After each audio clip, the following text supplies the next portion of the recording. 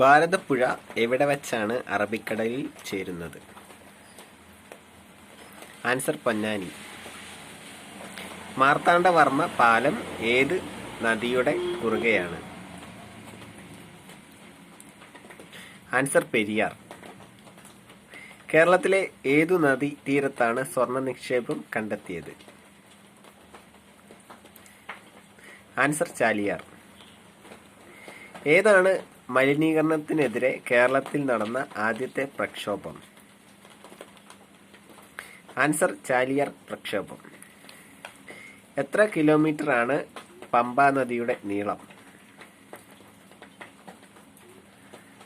Answer 176 kilometre.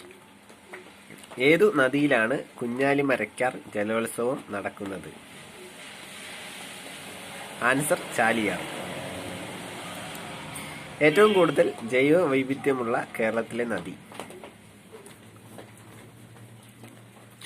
Answer Chalakudy പുഴ. ഏതൊക്കെയാണ് കേരളത്തിലെ കിഴക്കോട്ട് ഒഴുകുന്ന 3 നദികൾ?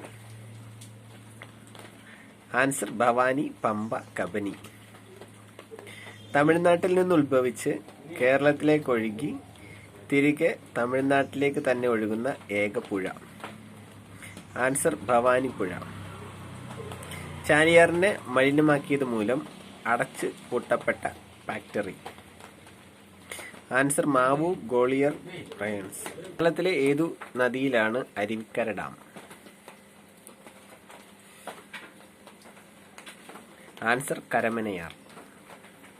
കേരള സർക്കാരിന്റെ കണക്കനുസരിച്ച് എത്ര കിലോമീറ്ററിൽ കൂടുതൽ നീളമുള്ള പുഴകളെയാണ് നദികളായി കണക്കാക്കുന്നത്?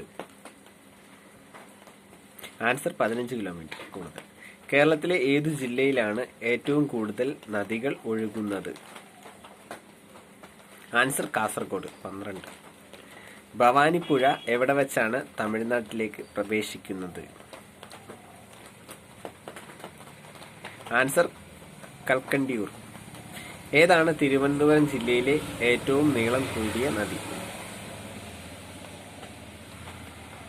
ആൻസർ വാമനപുരം നദി. കേരളത്തിലെ നദികളിൽ കിഴക്കോട്ടൊഴുകുന്ന ഏറ്റവും നീളം കൂടിയ നദി? ആൻസർ കബനി. കേരളത്തിലെ ഏതു ജില്ലയിലാണ് കബനി ഒഴുകുന്നത്? ആൻസർ വയനാട്. കേരളത്തിലെ ഏതൊക്കെ ജില്ലകളിലൂടെയാണ് ഭാരതപ്പുഴ ഒഴുകുന്നത്? ആൻസർ പാലക്കാട്, തൃശൂർ, മലപ്പുറം. ഏതു നദിയിലാണ് പൂർണ്ണ എന്ന് ശ്രീ ശങ്കരാചാര്യർ വിളിച്ചത്? ഏതു നദിയെയാണ്? ആൻസർ പെരിയാർ. കേരളത്തിലെ ഏതു നദിയിലാണ് ശബരിഗിരി പദ്ധതി? ആൻസർ പമ്പ.